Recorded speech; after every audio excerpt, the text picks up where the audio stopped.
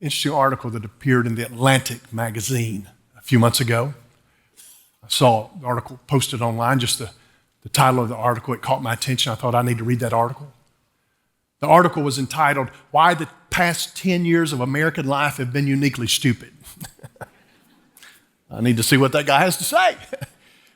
Well, the author, is a fellow by the name of Jonathan Haidt, H-A-I-D-T. It was fascinating as I began to read the article. It immediately resonated with me.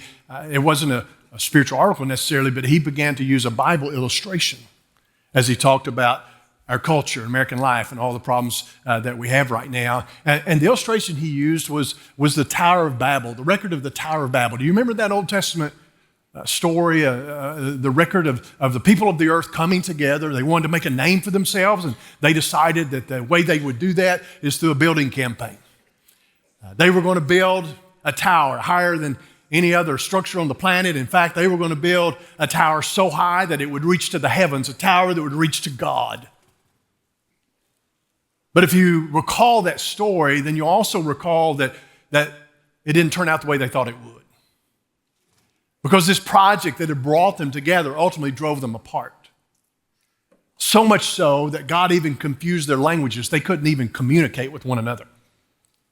Well, the author of the article used that as an illustration to say what's wrong with our country the last 10 years is that which promised to bring us together has driven us apart. And then he began to speak to social media. I thought it was fascinating, but I was disappointed at the end of the article. Because indeed, he's right. I mean, social media is supposed to bring us together. We call them Facebook friends, right? But what an unfriendly place Facebook can be. But that which promised to bring us together really has contributed to us being more and more divided as a society.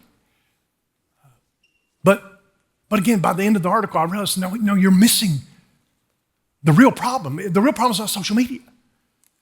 The real problem is not Facebook or X or Insta, as my teenage daughter calls it.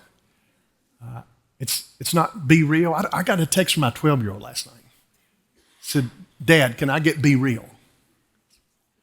I don't know what you're talking about. You should be real, but I don't know what you're talking about. So I asked her mother. I said, "She wants to get Be Real." She's like, "No." No. Okay, solve that. But the problem isn't social media. No, it's much closer than the keyboard. It's much closer than the platform, whatever platform you might use. Because the problem is here. The words, whether we post them, tweet them, or just say them, they simply reveal our hearts and the sin that is within all of our hearts. Jesus made that point to the Pharisees. Matthew 12, verse 34. He begins with a little name calling.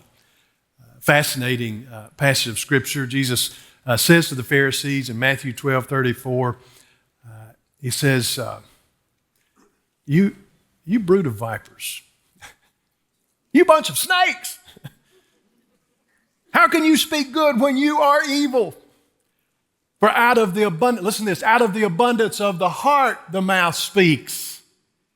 Your words simply reveal, our words reveal our heart. It's fascinating to me that here in Romans 3, Paul uses the same imagery that Jesus uses when he calls the Pharisees, you brood of vipers, you bunch of snakes. Paul says back in Romans 3, verse 13, the venom of asps or of snakes or of vipers is under their lips. Hey, thanks for watching. To find out more about Houston's First, you can subscribe to our channel or you can go to houstonsfirst.org.